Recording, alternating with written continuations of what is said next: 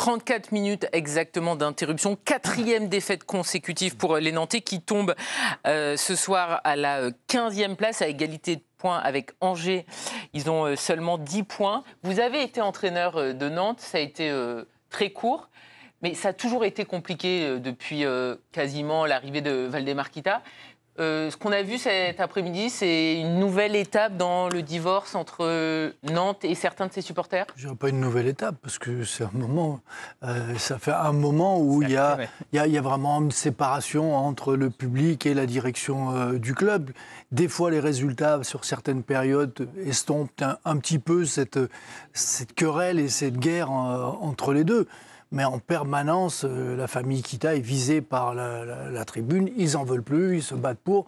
Ils n'ont pas compris qu'il était propriétaire et que s'il voulait lui racheter, il fallait qu'il le paye. Sinon, il est là et il n'y a personne d'autre qui veut racheter le club. Cette guerre, elle ne finira pas. Je veux dire, à un moment ou un autre, où M. Kita vend et il trouve quelqu'un et il s'en va, où les supporters comprennent que c'est leur club. C'est le club de M. Kita qui l'a payé, qui paye tout, et qu'ils sont là pour supporter leurs joueurs et leur équipe. S'ils s'imaginent qu'en rentrant sur le terrain... Ils peuvent exprimer un mécontentement de cette manière-là. Mais dans la tribune. Voilà, je veux dire, d'accord. Mais ils ne sont pas que là pour supporter. Ils vident la tribune, ils s'en vont. Ils vident la tribune, il n'y a rien à dire, on est d'accord. Et là, c'est un peu différent, je pense. C'est pas spécialement sur la manifestation de ce que j'en ai vu. C'est pas une... Bon, alors, évidemment, il y a toujours un fond Valdemar Kita qui traîne. Mais là, c'est plus les résultats. Et les résultats qui ont été visés, alors on parle des comportements qui sont encore une fois totalement intolérables, mais on a l'habitude avec les ultras en général et les Nantais en particulier, donc c'est pas spécialement surprenant. Mais là, je suis pas sûr que ça soit spécialement une action anti-Valdemar Kita. C'est toujours... mais malheureusement, sous Valdemar Kita, souvent les résultats ont été... Oui, mais après, moi, je rejoins totalement Raymond, parce que s'il ne paye pas, le club, il est liquidé, il disparaît. Je voudrais que vous réagissiez aussi sur les propos d'Antoine Comboiré. C'est l'entraîneur, on le rappelle, il est revenu une énième fois au club, c'était en mars dernier, et il dit...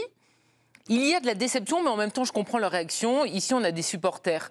Est-ce que c'est audible de dire qu'il comprend les supporters alors que les supporters se mettent à la faute et que si le match n'avait pas repris, ça aurait été beaucoup plus grave au niveau des sanctions contre le FC Nantes, contre son propre club. C'est inacceptable. Il n'y a pas à tolérer ce qui s'est passé à Nantes cet après-midi, surtout dans la période actuelle. Il n'y a pas une raison extra qui pourrait expliquer ça. Il n'y a aucune raison qui explique ce qui s'est passé. Même s'ils perdent 20 matchs. Même s'ils perdent des matchs. Ils perdent des matchs, voilà, c'est le foot, ils perdent des matchs, ils vont en gagner. Mais en tout cas, ils peuvent exprimer leur mécontentement, ils en sont évidemment tout à fait libres, mais pas comme ça. Et c'est pour ça que je comprends leur réaction. C'est pour ça que je comprends. Comboiré est trop light dans sa réaction. Moi, ça m'étonne de sa part, même si je comprends le message qu'il veut véhiculer, c'est-à-dire les supporters. Non, mais il veut dire aussi les supporters ont le droit d'être mécontents parce que c'est notre faute aussi. Voilà, on produit pas le jeu et il l'assume là-dessus, il le dit à chaque fois. On n'est pas bon, j'essaie de bouger mes joueurs, etc. Mais par contre, dire les supporters font ce qu'ils veulent et je comprends leur réaction. Non, on comprend pas leur réaction. Je veux dire, on est dans un état de droit. Tu peux exprimer ta colère, ta déception dans un stade comme tu veux. Il y a des chants, il y a des banderoles, il y a plein de choses, mais tu peux pas envahir le terrain comme ça, quoi. Régis, c'est la crise à Nantes. Pour parler juste des résultats à la Beaujoire, parce que c'est vrai qu'en plus à la Beaujoire, c'est catastrophique. 11 matchs perdus à domicile en Ligue 1 en 2024. C'est tout simplement le pire total dans le top 5 européen. Et là, c'est une 4e défaite consécutive. Au début de saison, ça allait plutôt bien. Oui. Et puis là, c'est la dégringolade. Ils sont 16e avec seulement 10 points pris. C'est surprenant. Je trouvais le début de saison où c'était encourageant. Il y a des choses qui se mettaient en place. C'est pour quelle raison, d'un seul coup, ça s'écroule à domicile ? Parce que même quand ils sont menés, on ne sent pas de réaction, on ne sent pas de l'allant dans leur jeu. Même sur l'état d'esprit, j'ai l'impression qu'il y a quelque chose qui ne fonctionne pas. Est-ce que les rapports entre les uns et les autres, c'est toujours le problème quand il n'y a pas de résultat, on va toujours trouver des raisons. Mais ce qui est inquiétant, oui, c'est à domicile. Et bon, la réaction qui est inadmissible de la part des supporters, je partage l'avis de tout le monde. Et moi, sur l'aspect sportif, ça devient compliqué. Dire même les joueurs d'expérience, on ne les sent pas prendre les choses peut-être en main. On a l'impression qu'ils sont en train de subir les événements un petit peu. Ils sont toujours en réaction. Là, ils commencent à se mettre dans un schéma un peu difficile. Par rapport aux supporters, parce qu'on a tous connu les stades où il y avait soit des espèces de tranchées, soit où il y avait des grilles. Et là, il faut c'est plus le cas, mais là, ça aurait pu vraiment dégénérer, parce que les supporters sont vraiment rentrés, on le rappelle, donc entre leur tribune et l'arrière-but. Alors après, il y a des barrières anti-émeutes. Des barrières anti-franchissement. Oui, mais qui ont été mais qui normalement touchées. sont assez efficaces. Donc c'est dire un petit peu aussi l'ampleur du débordement, parce que normalement ces barrières-là, elles ralentissent beaucoup, et là ils sont donc déplacés à beaucoup pour pouvoir faire ça. Mais en plus, moi, parce que je le connecte. Oui, bien sûr, mais je le connecte aux sportifs, c'est-à-dire que là, il y a des sanctions de points qui sont possibles ou qui auraient pu en tout cas être envisageables si le match n'avait pas repris.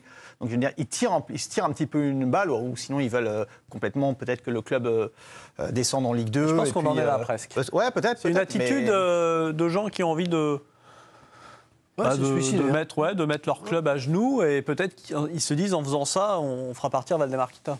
Valdemar Kita, il a été en Ligue 2, il a été en Ligue 1, il est revenu, enfin il est toujours resté. Pas le club à perte. Et on va écouter Antoine Comboiré. On l'a dit, il est revenu en mars dernier, il a déjà entraîné plusieurs fois le FC Nantes, et malgré cette situation qui est très compliquée au niveau des résultats, il reste combatif.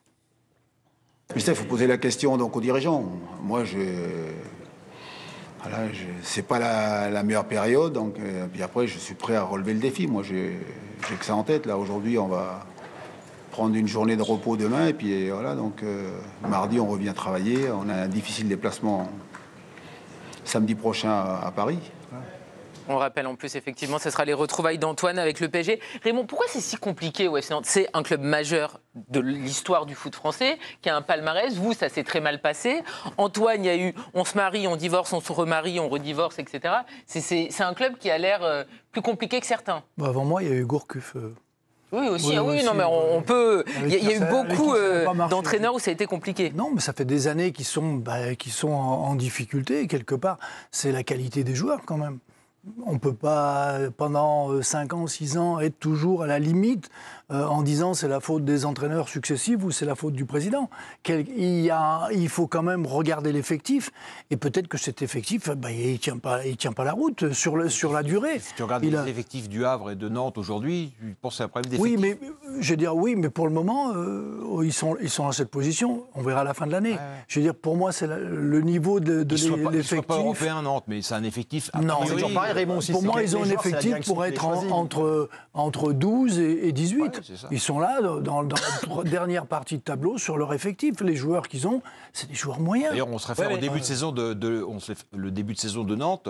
Les victoires, c'est Auxerre et Montpellier. Ils n'ont pas battu des cadors non plus de Ligue 1. C'est la dernière victoire de Nantes, c'était le 31 août contre Montpellier, en août. Mais il y a une problématique quand même sur l'effectif que Raymond soulève, c'est que des garçons comme Alban Lafont étaient sur le départ. Le club était prêt à lui ouvrir les portes. Castelletto, pareil. Simon, je crois, pareil. Et au final, ils n'arrivent pas à s'en séparer. Alors, ça pose aussi une question. C'est-à-dire que ce sont les cadres de l'équipe. Lafont, Castelletto, c'est le capitaine. Non, pas Castelletto. Lafont et celui qui joue au milieu, pardon. Chirivella. Et c'est des joueurs qui avaient un bon de sortie, et finalement, ils partent pas. Donc ça veut dire que même si vous êtes prêt à vous en séparer, ça veut dire qu'à l'extérieur, les gens ne se précipitent pas pour les prendre. Un garçon comme Lafont, on aurait pu penser à un moment, on l'annonçait quasiment en équipe de France, ou 3e ou 4e gardien. Qui ? Et finalement... Qui a dit ça ? À un moment, il a reçu les présélections. Je sais que vous, Raymond, vous trouvez qu'il n'est pas forcément toujours au niveau, mais bon, clairement... Il est catastrophique. En ce moment, il n'est pas bon. En ce moment, depuis sur une longue durée, depuis une saison, il est. Je sais qu'il a une aura, ce gardien. Je ne sais pas d'où elle sort. Mais parce qu'à un moment, il a été bon. Ouais, il a été à un moment donné prometteur. Voilà. Ouais. Qu'est-ce que ça veut dire d'être prometteur dans le foot ? On ne sait pas trop. Mais c'est sans doute qu'un des problèmes de Nantes aujourd'hui, enfin, il y en a sans doute beaucoup, mais l'un des problèmes centraux, c'est son gardien. Mais on parle quand même de Nantes qui a été champion, vainqueur de la Coupe de France en 2022. Donc derrière, ils ont été finaliste européens. En 2023. Finaliste en 2023. Je veux dire, c'est récent et l'effectif n'a pas non plus totalement bougé parce qu'effectivement, c'est vrai que vous en parliez. Il y a des joueurs qui sont là quand même depuis longtemps. Qui ne sont pas vendus ou qui ont envie de rester. Il y a pire en termes d'effectifs. Oui, mais il y a un déficit dans les deux surfaces. C'est pas compliqué. Les garçons ne marquent pas de but devant. Vous faites jouer Ganago, Simon met pas un but. Il y a le Ablin qui est pas mal, mais bon, c'est pas non plus très régulier. Derrière, ils sont quand même en crise de confiance. Moi, j'étais au match à Lens, c'est Palois qui les condamne alors qu'ils mènent 2-1 et que sincèrement, il reste 10 minutes à jouer. Franchement, ils finissent avec un nul ou une victoire, il n'y a pas grand-chose à dire. Et ça tourne mal, on sent que les cadres ne sont pas au rendez-vous. Un garçon comme Palois qui a rendu des services pendant des années, il est plomb-balance. Donc à partir du moment où vous avez dans les deux surfaces des joueurs qui ne font pas la différence, ça va devenir compliqué. Ouais. Mais les supporters pourraient aider quand même le FC Nantes. Ils savent très bien en début de saison qu'ils vont jouer le maintien, on est quand même tous d'accord. Et encore heureux, on est d'accord, mais on voit que du côté d'Angers, du côté du Havre, les supporters restent derrière leur équipe. À Nantes, ça bloque. Oui, mais ça bloque. Mais c'est là où je dis que je pense que c'est à la fois ce qui se passe actuellement avec les joueurs et puis le conflit historique avec la direction qui ressurgit, et puis l'hypothèse qu'on a évoquée qu'une partie des supporters, notamment du côté de la Tribune Noire, il faut rappeler que la Tribune Noire elle a été fermée je ne sais trop combien de fois ça va être le sur cas les 18 derniers mois. Là, elle va encore être fermée. Il va y avoir des huis clos, ça c'est sûr. Clairement, au moins partiel. Mais là, on parle de supporters, c'est pas des supporters en fait, c'est des ultras. Et je pense qu'il faut à un moment... Les ultras font partie des supporters. Oui, tout à fait, mais ce ne sont pas tous les supporters dans les clubs. Et le problème, c'est que nous, notamment, journalistes et les gens qui parlent de ça, on a tendance à faire un amalgame. Je ne suis pas certain que il devait y avoir quasiment 35 000 personnes au stade à Nantes, puisqu'il est quasiment plein à tous les matchs. Tous les gens, tous les supporters soient sur la ligne de la Brigade Loire. Je ne suis pas certain. Et on a tendance à dire les supporters nantais. Non, ce n'est pas les supporters nantais. Ceux-là, en l'occurrence. Les ultras. Ces personnes présentes dans le stade. qu'on entend, quoi. Oui, mais les ultras, c'est ceux qui descendent, qui rentrent sur le terrain. Les supporters, c'est ceux qui restent. On peut voir ça comme ça. C'est ça. En tout cas, les personnes aujourd'hui qui ont franchi la limite, donc, et qui ce sont les ultras introduits sur la pelouse. Alors, l'an dernier, ça a été la catastrophe au niveau des supporters. On espère évidemment ne pas revivre la même chose. Cette saison, pour l'instant, ça allait... on n'est pas arrivé dans des dérives aussi terribles. Est-ce que là, justement... On n'a pas vu encore un entraîneur sortir la tête en son d'un stade. C'est rassurant. C'est la réalité de notre championnat. La réalité de notre championnat, Karine, en Ligue 1 comme en Ligue 2, c'est que tous les week-ends, il y a des incidents. Tous les week-ends. Il y a encore eu 2 matchs. Moi, je regarde je reçois des alertes tous les week-ends dans ma bonne ville d'Alençon. Là, on m'a dit tiens, tel match est arrêté. Il y a des balles de tennis là. Il y a du papier de toilette là. Stéphane, les balles de tennis, c'est pas trop grave. Le papier de toilette, mais c'est pas grave. Mais ça perturbe. Et puis, c'est pas de la violence. Mais Stéphane, ça, on rappelle que quand même l'histoire des balles de tennis. On n'a pas encore envoyé une bouteille en verre sur Antoine Comboiré. Et encore heureux. Merci. On rappelle juste que pour les balles de tennis et notamment le papier de toilette, c'est souvent par rapport à la guerre avec le diffuseur. On ne dit pas que c'est bien, mais il y a un message derrière. Mais justement, vu que cette année, pour l'instant, on n'est pas arrivé aux mêmes dérives que l'an dernier, on espère que ça n'arrivera pas. Est-ce qu'il faut taper d'autant plus fort là, parce que le FC Nantes va être de toute façon entendu. Être impitoyable là-dessus. Mais en même temps, c'est quoi être impitoyable ? C'est-à-dire que là, il y a eu une tribune de l'INS, l'Instance nationale du supporterisme, qui appelle à revoir complètement le modèle. Mais effectivement, à un moment, il va falloir se mettre vraiment dedans, parce que les huis clos, qu'ils soient partiels ou complets du stade, ça fait 10 ans qu'on fait ça. On a retiré des points, etc.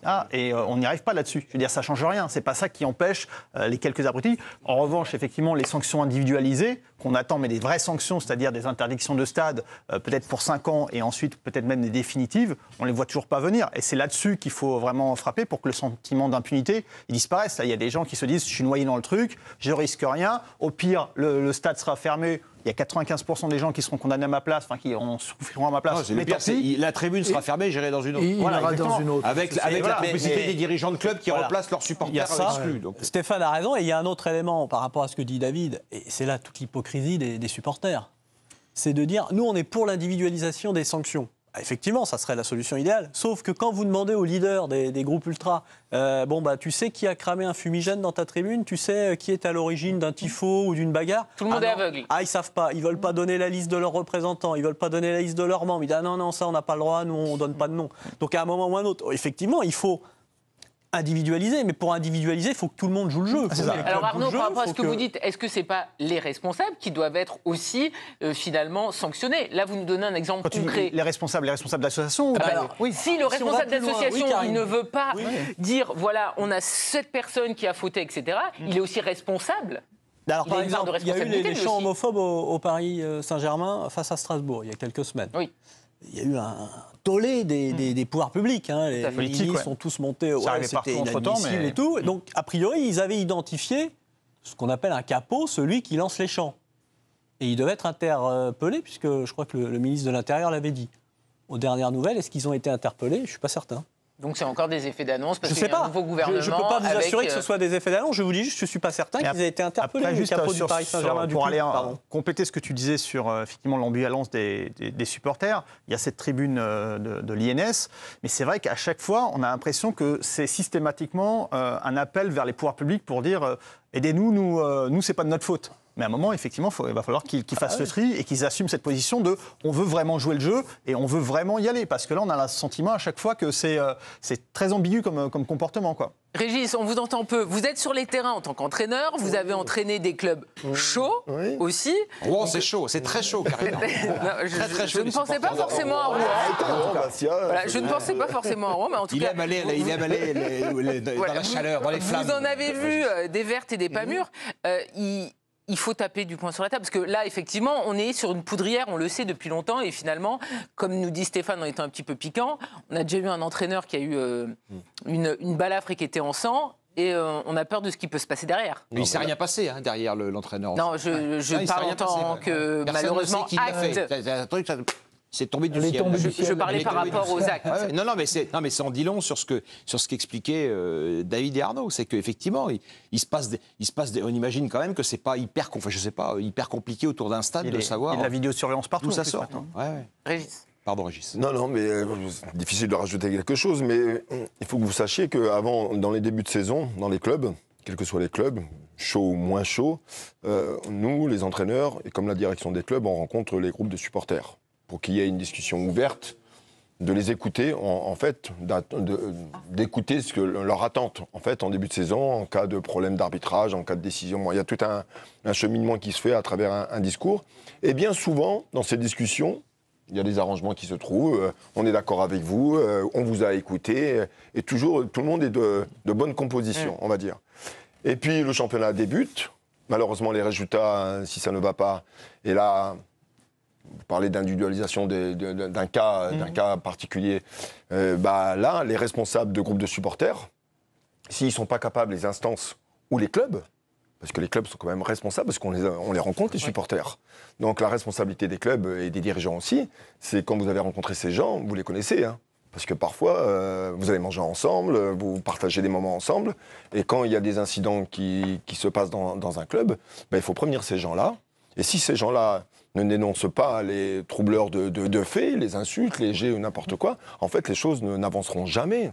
Après, je ne sais pas si d'un point de vue légal, tu peux sanctionner des responsables d'association pour les actes des autres. C'est peut-être ça. Ils sont responsables aussi des gens qui sont membres de leur association. Oui, mais je ne pense pas qu'on puisse dire que d'un point de vue juridique, je ne suis pas sûr que ça passe. Un problème de sécurité, c'est le président de l'association qui va être condamné. S'il y a un problème. Donc, dans ces cas-là, c'est exactement la même chose. Parce que le club, ils ont un numéro d'affiliation, c'est l'association. Ouais. Donc, le numéro d'affiliation dans les clubs, bien souvent, malheureusement, ou même dans le monde professionnel, c'est le club qui est sanctionné. Alors après, moi, je suis pour de sanctionner les personnes, parce qu'il y a largement de moyens aujourd'hui. Ça fait 5 ans que mais Stéphane le disait, parfois, vous connaissez la personne qui a fait quelque chose de pas bien, et puis il se retrouve à la tribune à l'opposé ou dans la tribune présidentielle. Ça, c'est l'enjeu. Oui, il y a une complicité. Il y a une complicité qui se fait. Et tant que déjà, la base, c'est que toute personne qui rentre dans le stade doit être identifiée. Et ça, aujourd'hui, ce n'est pas le cas. Donc, et les supporters ne veulent pas. Et non, ils veulent pas. C'est là où. Mais le gouvernement l'a annoncé. Et ça, c'est pas décidé sur certains clubs. Les supporters ou les ultras? Les ultras.